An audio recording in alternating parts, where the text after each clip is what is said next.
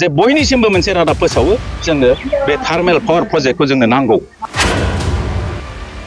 APDCL welcome, welcome, welcome. APDCL welcome, welcome, welcome. गासै फटबजरानि बासिया जे power प्रजेक्टआ जानांगौ, पावार प्रजेक्टआ हरदों नालाय जों बेखौ लानांगौ आरो जों बेखौ जुदि हरनायखौ लानो रोङाबा बहाय बिना मोनगोन। सारा फटबजरानि गावबुराफ्रा बाहाय जुथुमनानै डिसिसन लादों जे थार्मेल पावार प्रजेक्टआ जानांगौ। बेनि जानायनि गेजेरजों बेसेबां लाब। दिनै बङाइगावआव BRPL दं, दिनै सालाकाथियाव दं NTPC, बेजों माबा खहा जादों नामा? आरो बे हाखौ जोंनि होननानै बुंदों, हायाथ' सरखारनिसो, हाया सरकारा गोसो मथे बेखौ खालामगोन।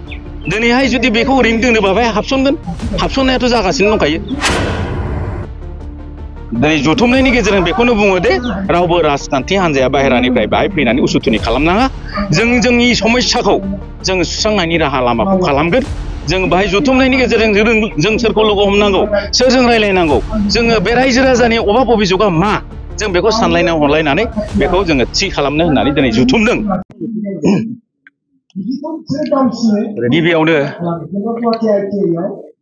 गिबियावनो रादाब बिजोंनि गासै बिबानगिरि बिथांमोनखौ धन्यबाद जासिबाय।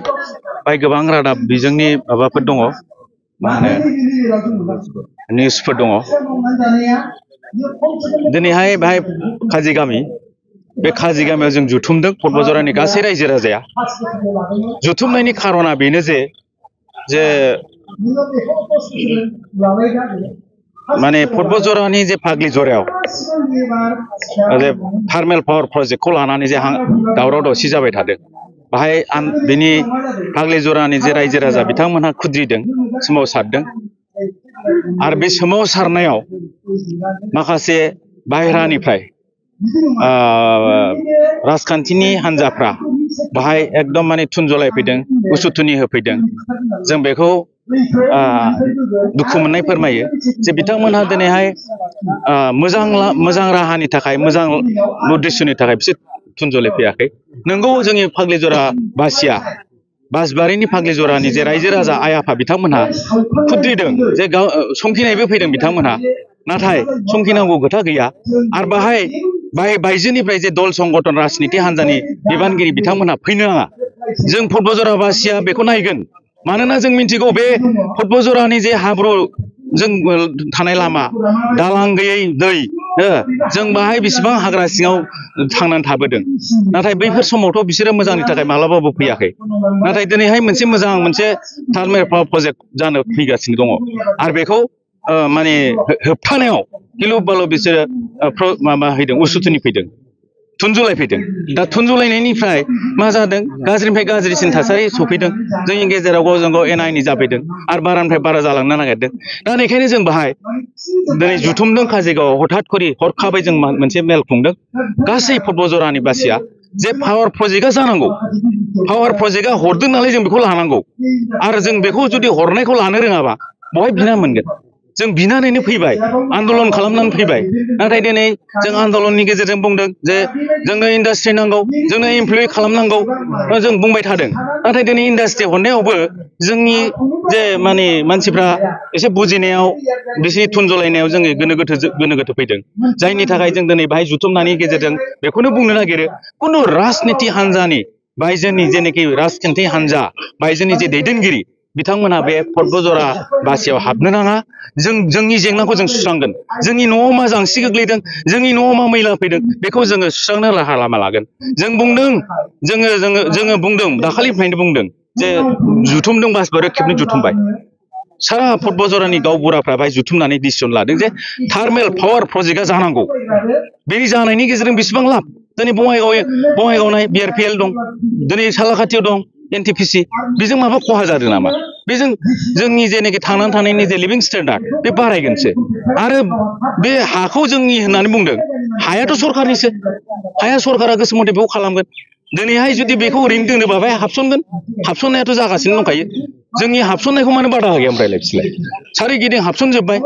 दिनै फटबजरा बासिया दिनै जथुमनायनि गेजेरजों बेखौनो बुङो दे रावबो राजखान्थि हान्जाया बाहेरानिफ्राय बाहाय फैनानै उसुथुनि खालामनाङा जों जोंनि समस्याखौ जों सुस्रांनायनि राहा लामाखौ खालामगोन जों बाहाय जथुमनायनि गेजेरजों जों सोरखौ लोगो हमनांगौ सोरजों रायलायनांगौ जोङो बे रायजो राजानि अभाब अभिजोगआ मा जों बेखौ सानलायना हरलायनानै बेखौ जोङो थि खालामनो होननानै दिनै जुथुमदों बेनि गेजेरजोंनो जोङो जे बयनिसिमबो मोनसे रादाब फोसावो जोंनो बे थार्मेल पावार प्रजेक्टखौ जोंनो नांगौ जोंनि फटबजरानि गेजेरावनो जानांगौ फाग्लि जरायावनो जानांगौ अथबा जोंनि फटबजरानि गेजेरावनो जानांगौ आरो जायोबानो जोंनि लाब गोजोन्थों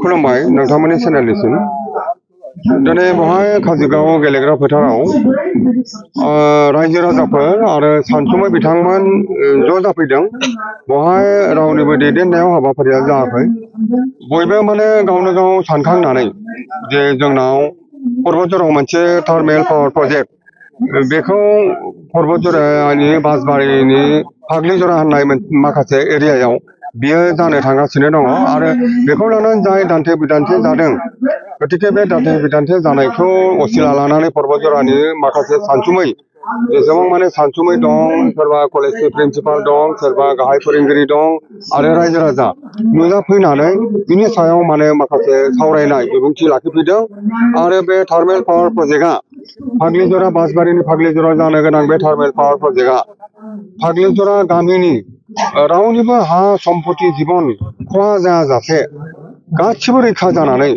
बे पावार प्रजेक्टआ जाथों होननानै जोंनि सानसुमै बिथांमोनहा बिबुंथि लाखिदों मानोना पर्बतजराया दिनैसिम गोग्लैसोनाय खोमसि खोमलावैनो दङ बेवहाय डेभेलपमेन्टनि सोरां दाबो जायाखै बेनिखायनो बे थार्मेल पावार प्रजेक्टखौ माने बेबो मोनसे डेभेलपमेन्टनि गिदिर अंश हिसाबै जोंनि पर्बतजरानि सानसुमै बिथांमोना फोरमायलायदों बिबुंथियाव बुंलायदों बियो जानो नांगौ आरो बेखौबो बुंदों जे अबयथा बेयाव मानिबा थाखाय जुदि जायाब्ला पर्बतजरानिनो गुबुन माबा मोनसे जायगायाव जाथारनांगौ नाथाय पर्बतजरानो जाथारनांगौ बे बाथ्राखौ दिनै सानसुमै बिथांमोना बुंलायलायदों बेनि थाखाय बयबो गेबें गोसोजों मोनसे पजिटिभलि साननाय हनायजों जोंनि सानसुमै बिथांमोना रायजो राजानि मददजों बेवहाय जों मोनसे मोजां सिद्धान्त फैलानांगौ बेखौ मोनफ्रोमबो बिथिंनि रायजो राजाफोरखौ आं खावलायदों आरो बे बासबारिनि फाग्लिजराव जानो थांबाय थानाय थार्मेल पावार प्रजेक्टनि जेनाखि बेनि माखासे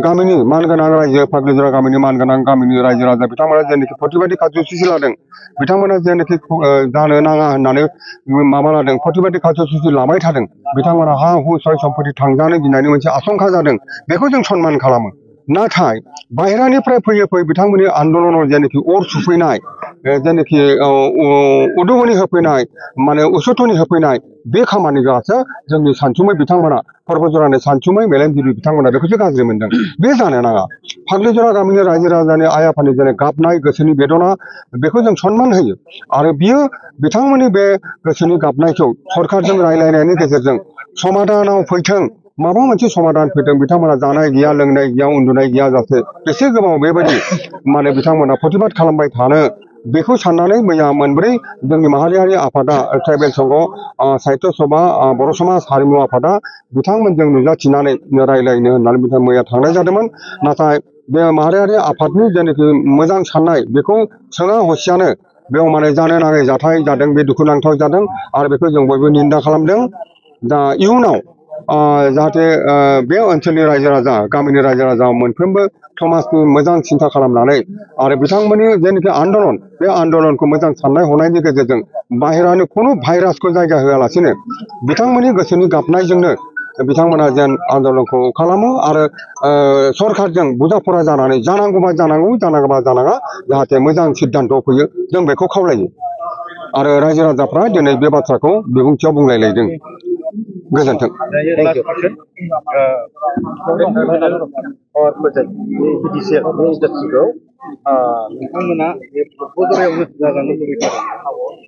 बेखौ माने दिनै सानसुमै बिथांमोना बुंलायलायदों पर्बतजरावनो जाथारनांगौ बेवहाय माने पर्बतजराखौ नागारनानै गुबुनाव जानायखौ पर्बतजरानि सानसुमै मेलेमजिबि रायजो राजाफ्रा दिनै रावबो लुबैयाखै पर्बतजरावनो जाथारनांगौ बे बाथ्राखौ रोखा रोखा बिबुंथियाव बुंनाय जादों